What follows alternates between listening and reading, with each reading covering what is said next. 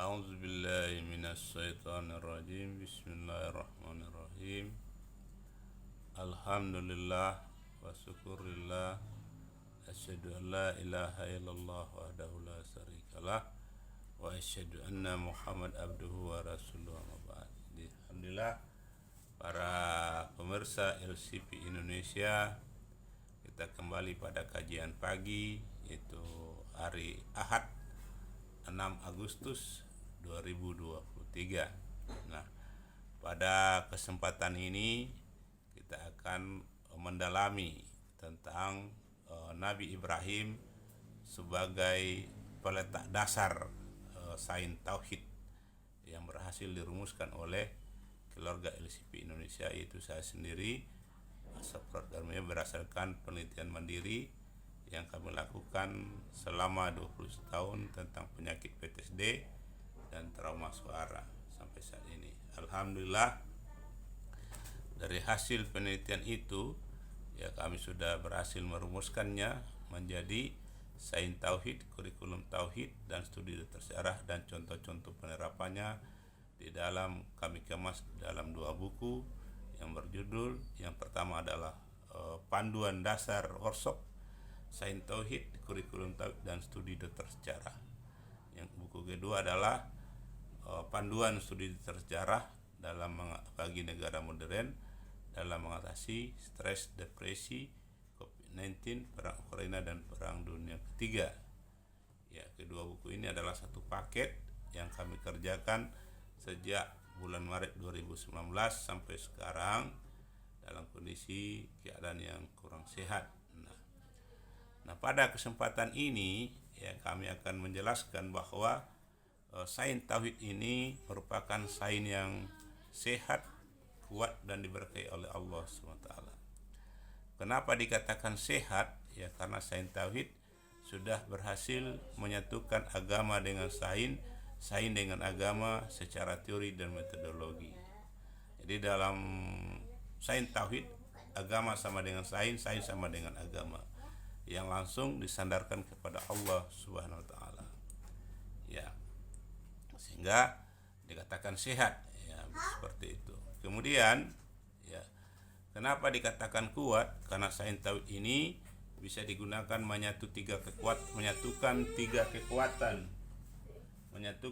kekuatan, ya, sekaligus, yaitu kekuatan Tuhan, kekuatan sains, dan kekuatan teknologi secara teori dan metodologi dalam memahami dan mengatasi suatu permasalahan. Ya, itu dikatakan kuat ya dibandingkan dengan sains biasa. Kalau sains biasa hanya menggunakan kekuatan sains saja, kekuatan otak, tapi tidak disandarkan pada, tidak bisa menggunakan kekuatan Tuhan. Nah, kalau sains tauhid bisa menggunakan kekuatan Tuhan, kekuatan manusia, dan kekuatan Tuhan sekaligus bersatu ya. Jadi ada 3 kekuatan bersatu yang bisa digunakan untuk mengatasi suatu permasalahan. Nah, itu kelebihannya, dikatakan kuat. Kemudian kenapa dikatakan diberkahi oleh Allah Subhanahu wa taala? Ini adalah konsep sains pertama yang langsung disandarkan kepada Allah Subhanahu wa taala secara teori dan metodologi dengan menggunakan kalimat tauhid, yang artinya adalah, yang bunyinya adalah la ilaha illallah. Artinya tidak ada Tuhan yang berhak disembah kecuali Allah. Siapa itu Allah? Maka adalah Tuhan yang telah menciptakan kita, alam semesta ini dengan segala isinya. Kemudian menciptakan kita sebagai makhluk yang paling sempurna, manusia. Ya, untuk apa? Untuk bisa mengelola bumi secara sehat, bersahabat, dan berkelanjutan, agar bisa hidup bahagia di bumi, dia nanti masuk surga. Nah, seperti itulah sebabnya dikatakan kenapa sains tauhid ini sebagai sains yang diberkahi oleh Allah Subhanahu wa taala. Seperti itu. Nah, pada kesempatan ini ya kami kembali tadi bahwa sains tauhid ini sebenarnya sudah dirintis oleh Nabi Ibrahim, hanya belum diformatkan atau belum dipatenkan menjadi sebuah teori dan metodologi sampai saat ini. Ya. Nah, untuk itu di mana Nabi Ibrahim pada ini ya sains tauhid ini berbeda dengan agama secara umum, karena sains itu dimulai dengan sebuah pertanyaan. Ya, jadi untuk menjawab sebuah pertanyaan begitu. Jadi sains itu adalah akademik yang dimulai dengan sebuah pertanyaan untuk menjawab sebuah pertanyaan. Nah, kalau agama sebagai sebuah keyakinan langsung diberikan oleh Allah SWT dan kemudian diyakini. Ya, kalau sains memiliki keyakinan di atas sains lebih kuat karena dimulai dengan sebuah pertanyaan, kemudian mencari sambil berdoa kepada Allah sampai menemukan jawaban yang lebih kuat, ya. Maka dikatakan sains tauhid itu sebagai keyakinan di atas keyakinan, karena sudah diulangi, seperti itulah jawabannya, hanya memperkuat apa yang sudah ada, sehingga dikatakan sains tauhid itu sebagai sains yang kuat, ya, karena keyakinan di atas keyakinan. Ya, seperti itu. Karena dimulai dari sebuah pertanyaan, kemudian mencoba menjawab pertanyaan itu sambil berdoa. Ya, meminta petunjuk dan pertolongan kepada Allah agar dimudahkan menjawab pertanyaan itu dalam rangka untuk apa? Untuk memahami masalah apa sebenarnya ini. Nah, inilah yang dirintis oleh Nabi Ibrahim sebagai bapak bapak yang banyak melahirkan anak dan cucu sebagai nabi, seperti itu. Ya, jadi Nabi Ibrahim dalam menemukan keberadaan Tuhan itu dengan metode ilmiah, dengan mengajukan pertanyaan. Ya, mari kita lihat cuplikannya tentang Nabi Ibrahimnya ini. Nabi Ibrahim alaihi salam tidak percaya jikalau berhala dan bintang-bintang itu adalah Tuhan. Pernah suatu ketika saat beliau mencari Tuhan yang sebenarnya, di waktu malam, saat beliau menatap bintang berkilau, beliau berkata, "Inilah Tuhanku." Namun, di saat bintang itu terbenam, beliau berkata lagi, "Oh, aku tidak suka kepada yang terbenam." Kemudian, di saat beliau melihat bulan, beliau lalu berkata, "Inilah Tuhanku." Namun, di saat bulan tenggelam, beliau juga tidak mempercayai jikalau bulan adalah Tuhan. Dan pagi di saat matahari terbit, beliau berkata lagi, "Inilah Tuhanku, ini lebih besar." Namun di saat matahari surup terbenam, beliau kembali tidak percaya kalau itu Tuhan. Nabi Ibrahim alaihi salam berkata, apabila Tuhan yang sebenarnya tidak memberikan hidayah kepadanya, tentu Nabi Ibrahim alaihi salam akan menjadi orang yang tersesat.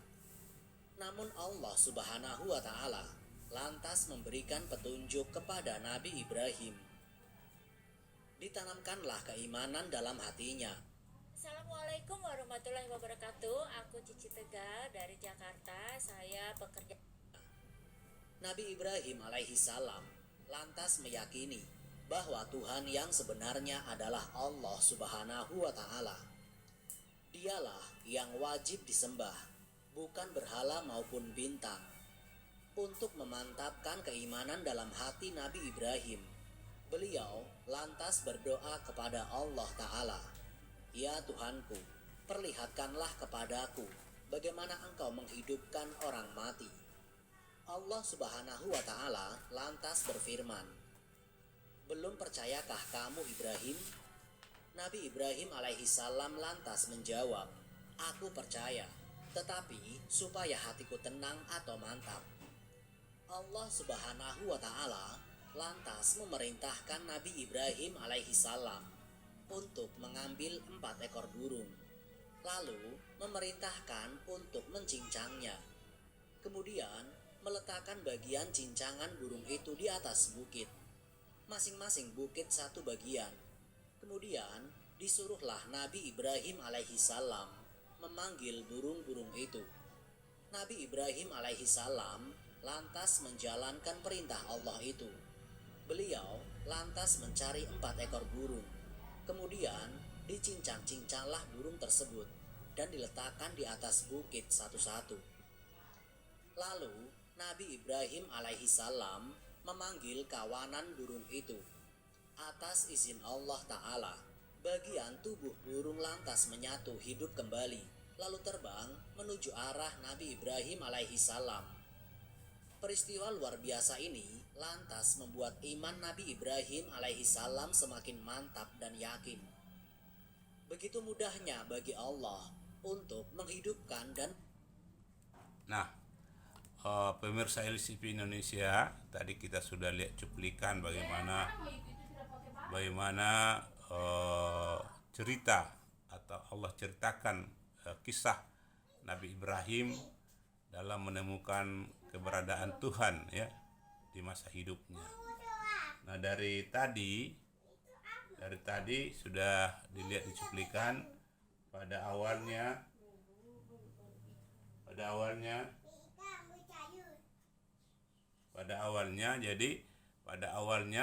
ya Nabi Ibrahim memulai usahanya dengan sebuah pertanyaan.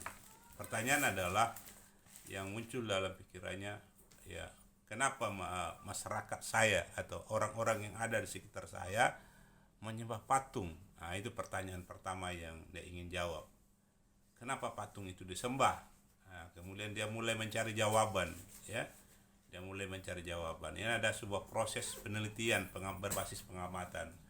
Jadi sains tauhid itu adalah membangun keyakinan berdasarkan fakta-fakta ilmiah yang dengan dimulai dengan mengajukan pertanyaan akademik, kemudian berusaha menjawabnya dengan seperti Nabi Ibrahim tadi berdoa kepada Allah SWT agar diberikan jawaban ya melalui sumber-sumber dan fakta-fakta lapangan, sehingga kesimpulannya itu membuat keyakinan yang sudah ada, kalau memang keyakinannya normal, semakin kuat seperti yang didapatkan oleh Nabi Ibrahim tadi. Itu disebut dengan keyakinan di atas keyakinan atau hakul yakin.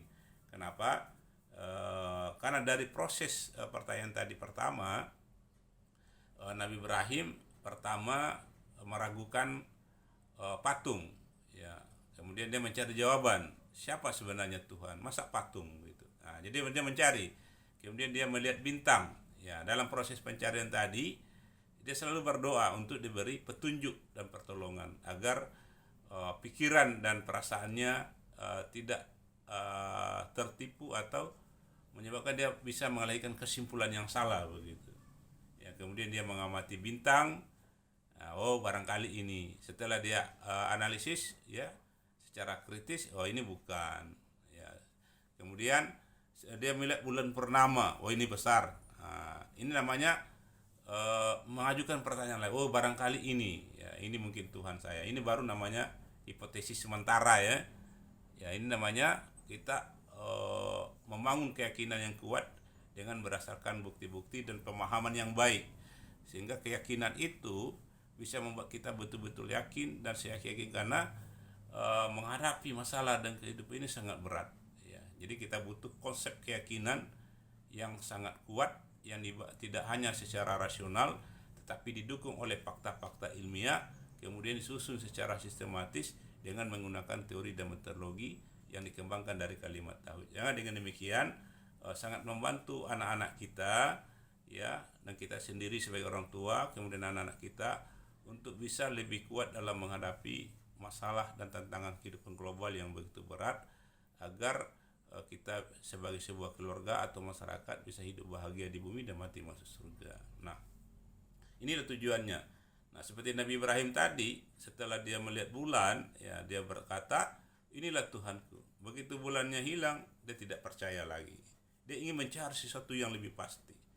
Nah, begitunya paginya dia melihat matahari, ya, dia mulai lagi membuat asumsi baru, ya. Tapi setelah nanti dia melihat ada kelemahan, maka Nabi Ibrahim kembali melakukan analisis kritis konstruktif bahwa itu bukanlah Tuhannya. Dan akhirnya pada titik itu dia menyimpulkan secara rasional bahwa Tuhan saya bukanlah patung, ya, bukanlah bintang, bukanlah bulan, bukanlah matahari, tetapi Tuhan saya adalah yang menciptakan. Ya. Jadi kesimpulan yang dibangun oleh namanya itu kesimpulan rasional dengan menggunakan data-data sementara tadi, yaitu data patung, data bintang, data bulan dengan data matahari. Ya. Kemudian alhamdulillah Nabi Ibrahim atas petunjuk dan pertolongan Allah karena selalu berdoa, karena niatnya baik agar dipandu otaknya, maka sampailah beliau mengambil suatu kesimpulan umum yang bersifat deduksi general ya, bahwa mematikan para makhluknya. Tuhan yang normal itu adalah Allah Subhanahu wa taala. Siapa itu Allah? Itulah Tuhan yang telah menciptakan bintang, yang menciptakan matahari, yang menciptakan bulan dan semuanya. Itulah kesimpulan umum. Tetapi ya karena Nabi Ibrahim ini ingin lagi yang lebih kuat ya, karena dia adalah manusia biasa ya sama dengan kita, maka Nabi Ibrahim berdoa lagi kepada Allah, ya Allah, saya sudah yakin engkau ada, dan dengan proses pengamatan tadi ya, kalau seandainya engkau tidak ada, siapa yang menciptakan bintang, siapa yang menciptakan matahari, siapa yang menciptakan ini semua, kan tidak mungkin dia ada begitu saja begitu. Jadi itulah kesimpulannya. Tetapi saya ini adalah manusia biasa, saya ingin engkau ya memberikan bukti agar saya bisa lihat langsung dengan mata kepala saya secara langsung bagaimana caranya Nabi engkau Ibrahim menghidupkan alaihissalam orang yang mati memanggil gitu. iman Ini Nabi Ibrahim, tubuh burung Ya, ini. lantas menyatu. Nabi Ibrahim alaihissalam memanggil kawanan burung itu. Ini Allah Atas perintahkan, izin Allah Ta'ala. Allah katakan di sini, Beliau ya, Subhanahu apakah wa engkau Ta'ala tidak percaya dengan lantas saya ya? memerintahkan Bukan. Nabi Ibrahim alaihissalam Karena saya ini lemah, untuk jadi saya butuh mengambil bukti empat yang ekor lebih burung. valid, ya. Lalu Bukti memerintahkan secara untuk langsung, mencincangnya. ya, bagaimana Kemudian kekuasaan Allah itu meletakkan bekerja bagian di alam cincangan semesta burung ini. itu di Ya, atas karena bukit. saya cuma sendiri begitu. Masing-masing bukit Nah, satu inilah bagian. yang diolah oleh Nabi Ibrahim Disuruhlah kemudian. Nabi Jadi Ibrahim beliau sudah sampai pada alaihissalam kesimpulan umum memanggil burung-burung bahwa itu. Allah itu adalah Nabi Ibrahim Tuhan yang Maha Esa. alaihissalam Allah yang lantas menciptakan menjalankan matahari, perintah Allah yang Beliau menciptakan lantas bulan, Allah yang menciptakan bintang dan semuanya. Tetapi beliau ingin bukti lagi yang beliau lihat secara langsung agar keimanan tadi yang lemah itu semakin kuat, semakin yakin, sehingga disebut dengan akul yakin atau keyakinan di atas keyakinan. Akhirnya Allah meminta Nabi Ibrahim ya bagian tubuh burung lantas menyatu itu. hidup kembali lalu terbang menuju arah Nabi Ibrahim. Mengambil 4 ekor Peristiwa burung, luar biasa ini kemudian lantas diminta disembelih ya, begitu disembelih. mudahnya bagi Allah. Nah, setelah untuk disembelih, kemudian daging-daging burung tadi itu dipisah-pisah ya di 4 bukit yang berbeda. Itu dikatakan demikian ya. Setelah itu Nabi Ibrahim kembali ke tempatnya dan panggillah burung itu kembali, maka dia akan hidup. Maka burung itu hidup kembali atas Nabi Ibrahim kehendak Allah jikalau Subhanahu wa Tuhan taala, yang atas izin Allah. sebenarnya adalah Allah Subhanahu wa taala.